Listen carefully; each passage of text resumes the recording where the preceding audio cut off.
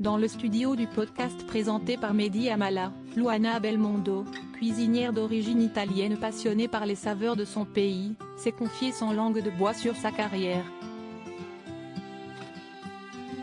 Siesti avec beaucoup de recul, de bienveillance et surtout beaucoup d'humour qu'elle a livré des anecdotes croustillantes à propos des goûts des stars préférées des Français.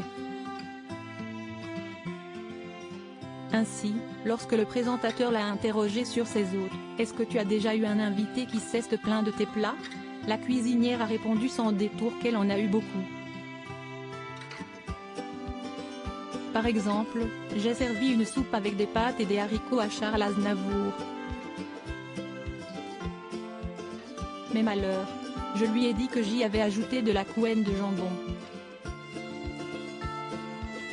Ce à quoi il m'a répondu, mais non, tu n'as quand même pas mis du lard. Sans goûter il a dit, de toute façon manger, elle ne sera pas bonne, s'est souvenue, amusée, la femme de Paul Belmondo.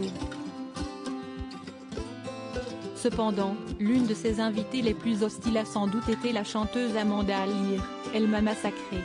Elle a dit que c'était vraiment dégueulasse et on était en direct à la télévision, s'est remémorée la cuisinière en éclatant de rire. Supérieure à Luana Belmondo gaga de son petit-fils, ce cliché qui va vous faire fondre entrepreneuse multicasquette. Il n'est jamais trop tard pour débuter une carrière.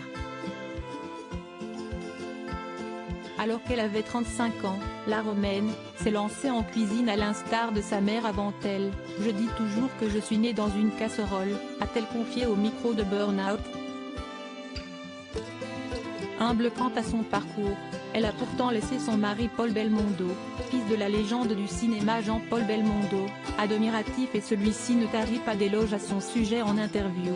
Siesti, une femme qui n'arrête pas de prendre des paris, elle se lance toujours dans des projets qu'elle ne connaît pas.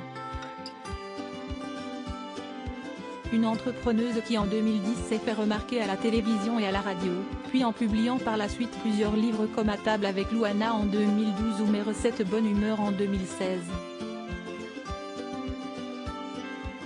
Sur sa lancée, elle a poursuivi avec la création de la Luana Box dans laquelle, les passionnés de cuisine retrouvent des produits artisanaux. Avec un tel succès, ces plats ne semblent pas si dégueulasses aux yeux des gourmets. Article écrit en collaboration avec 6 Médias. Crédit photo, Cédric Perrin.